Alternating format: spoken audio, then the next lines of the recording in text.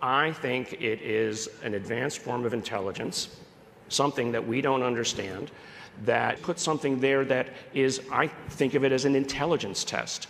Can you see what's in front of you for what it really is? Yeah. Can you see the anomalous data point that is there that you realize what it is? Yeah. They're showing up, they're saying, well, who amongst you are intelligent enough to realize what it is that you're looking at?